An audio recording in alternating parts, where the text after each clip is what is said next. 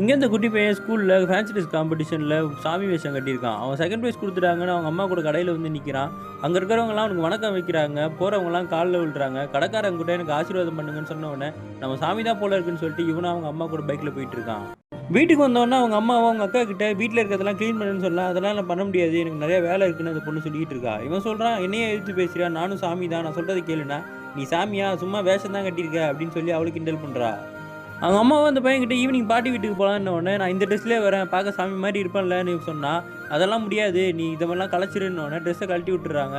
ஆனால் அந்த பையன் அந்த மேக்கப்போடையே தான் ஈவினிங் அவங்க பாட்டி வீட்டுக்கு போகிறான். அவங்க பாட்டி வீட்டில் அவங்க தாத்தாக்கோ உடம்பு முடியாமல் படுத்திருக்காரு. அவங்க அம்மாவை கொஞ்ச நேரம் பார்த்துக்கோன்னு சொல்லிட்டு கிளம்பிடுறாங்க. அவங்க பாட்டி சொல்கிறாங்க, தாத்தாக்கு தலை வலிக்குது போல, நான் உள்ளே போயிட்டு வரேன், நீ அது வரைக்கும் அவர் தலையை ஒத்தட்டும் கொடுன்னொன்னே, நான் சாமி அதெல்லாம் கை வைக்கலாமான்னு கேட்டாடி, இது சாமியோட தாத்தா, நீ தான் பார்த்துக்கணுன்னொன்னே இவனும் பக்கத்துலேயே உட்காந்து தலையெல்லாம் அமுக்கி விட்டு காலெல்லாம் அமுக்கி விட்டுக்கிட்டு பக்கத்துலேயே இருக்கான். அவங்க பாட்டி இந்த பையனுக்கு ஸ்வீட் எடுத்துகிட்டு வந்து கொடுக்குறாங்க. இவன் சாப்பிட்டுக்கிட்டே ஒரு மாதிரியாக இருக்கான். என்ன ஆச்சுடான்னு கேட்டால், நான் சாமிலாம் இல்லை போல இருக்குது, தாத்தாக்கு இவ்வளோ நேரம் நான் காலமிக்கிட்டு இருக்க அவர் சரியாக இருக்கணும்னு கேட்டால், அப்படிலாம் இல்லைடா, நீ சாமிலாம் இல்லை, ஆனால் நீ உதவி செஞ்சல, உதவி செய்கிறதுல தான் சாமி இருக்குது, இதெல்லாம் நீ வளர வளர புரிஞ்சுப்பான்னு உடனே இந்த பையனை சிரிச்சுக்கிட்டே தலையாட்டிக்கிட்டு இருக்கான்.